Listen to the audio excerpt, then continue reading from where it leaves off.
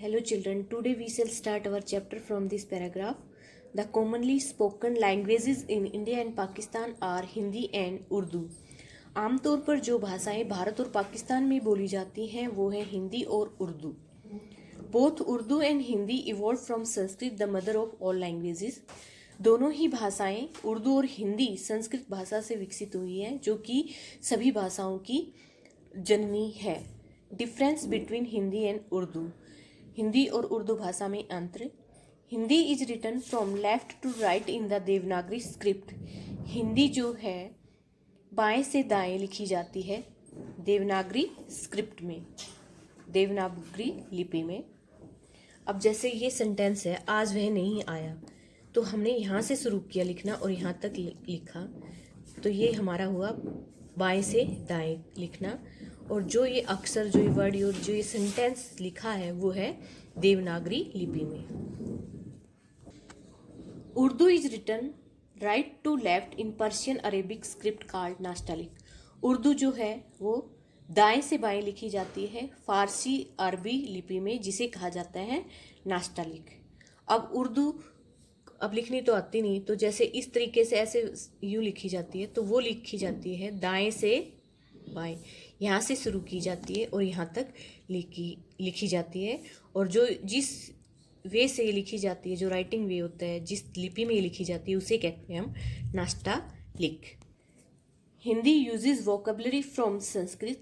हिंदी जो है वो वोकेबलरी शब्द जो इस्तेमाल करती है वो लेती है वो संस्कृत से. Urdu uses vocabulary from Persian and Arabic. और उर्दू जो है वो शब्दों का इस्तेमाल करती है फारसी और अरबी का. अरबी जो और फारसी जो शब्द होते हैं वो उर्दू भाषा में इस्तेमाल किए. The surprising fact is that Hindi uses word from Persian and Arabic and Urdu uses word from Sanskrit. सबसे अद्भुत तथ्य यह है कि हिंदी फारसी और अरबी शब्दों का इस्तेमाल करती है और उर्दू जो होती है वो यूज करती है संस्कृत के शब्दों का. यानी भाषाओं में भी लेन देन होता है, वो उसकी शब्द इस्तेमाल कर लेती है, वो उसके.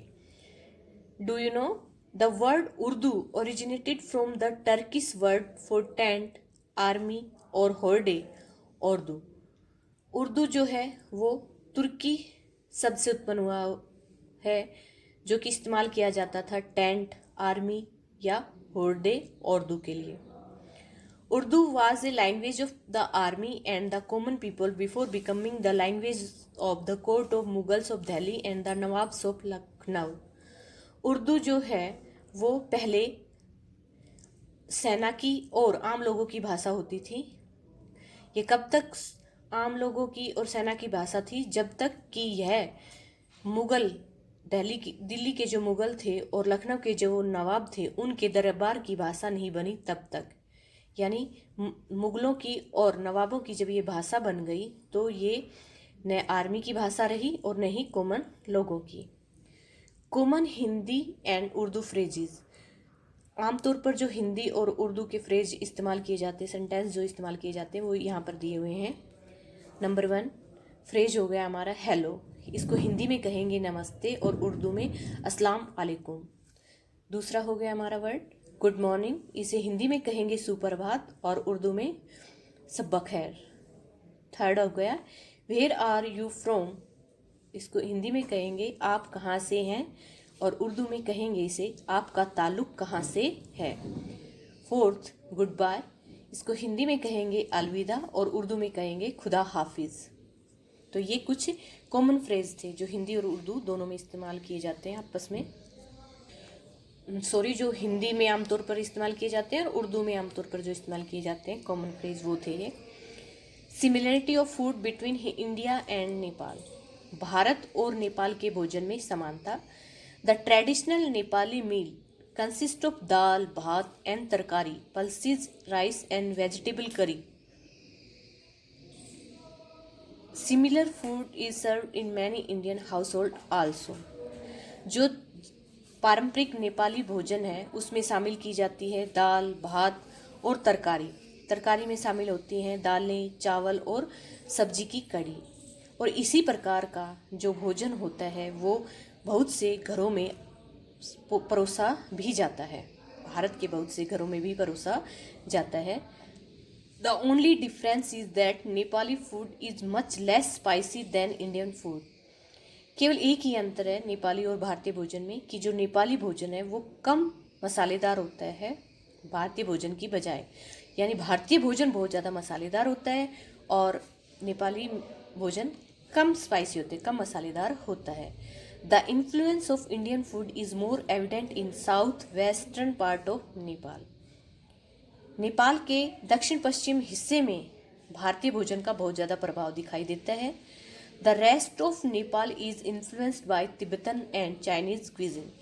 और जो बचा हुआ नेपाल का हिस्सा है वहाँ पर तिब्बत और चीनी पाक विधियाँ का प्रभाव ज़्यादा है।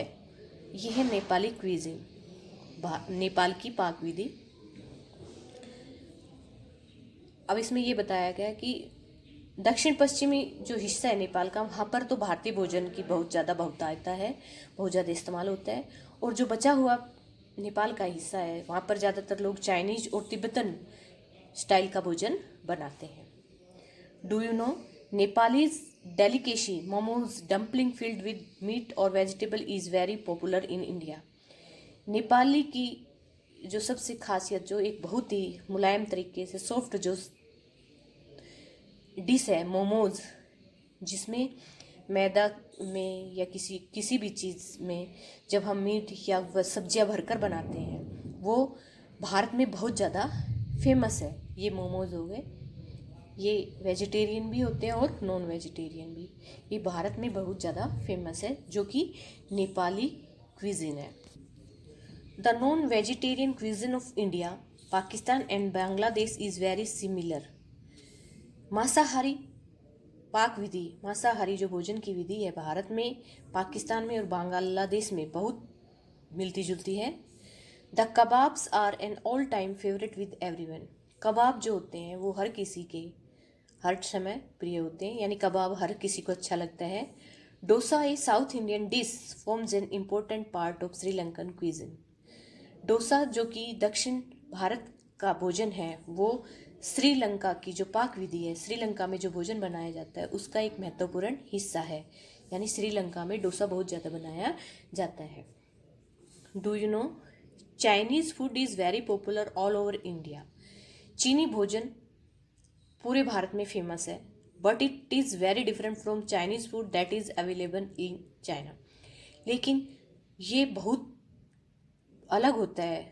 जो चाइनीज़ भोजन हमें इंडिया में मिलता है वो बहुत अलग होता है जो कि चाइना में अवेलेबल होता है, उपलब्ध होता है। चाइना के जो चीनी भोजन है वो इंडिया में जो चीनी भोजन बनता है उससे बिल्कुल अलग होता है।